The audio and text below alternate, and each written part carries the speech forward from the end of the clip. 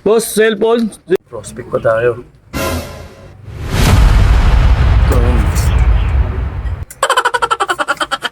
Boss, ano yung cellphone yan, boss?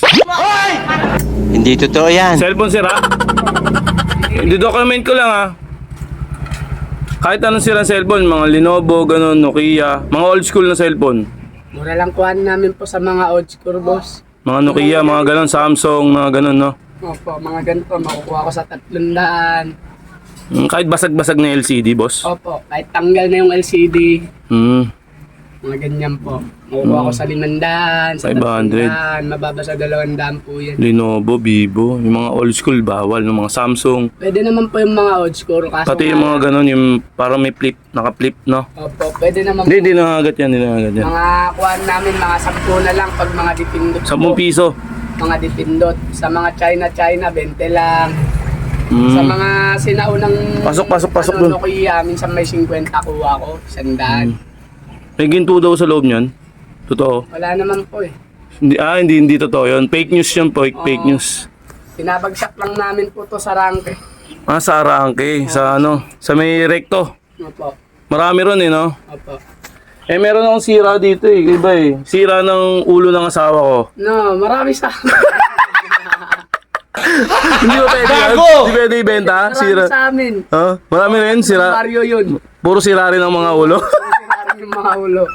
Joke lang pre, good vibes na pre ha. Sige, okay. Thank you pre, ingat ka pre, ingat. Boss, cellphone, sira. Mga basag na cellphone sira baka meron. Kahit anong cellphone na sira. Kita mo, baka mabili. Iba't ibang klase ng cellphone. Oo. Hindi mga agat yan, mabait yan. Oo. Anong klase cellphone? Pag tawag dito. Iba-iba. Android, ganun. Oo, mga laptop. Hindi nga ako.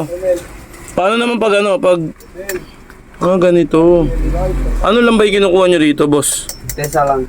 Piyapiyasahin nyo. May ginto daw sa loob to eh. Hindi ko alam. Gumagawa ba kayo ng buo? Tawag dito, ginagawa nyo ba to? Hindi, binibenta rin namin. Binibenta nyo. Isira dito eh. Anong cellphone mo dyan? Pakita mo.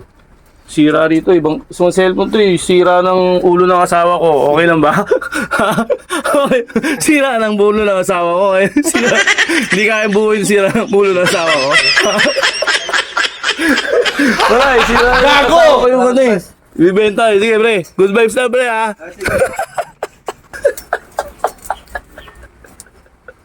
Nakakatuwits na tayo eh. Mga tropa natin yan pero bibigyan na natin sila ng good vibes para maging maayos naman yung ano nila, yung araw nila, hindi puro seryoso, di ba?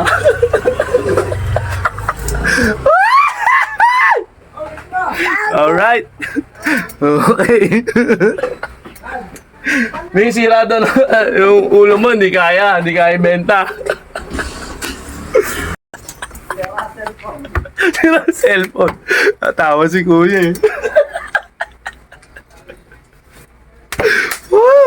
eh. Papagawa ko sana yung sira ng ulo ko eh.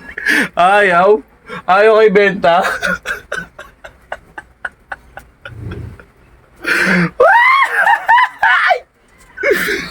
Sira ng ulo ng cellphone ng asawa ko. Hindi, sira niya. Nakakatuwa na tayo, 2 hits na tayo.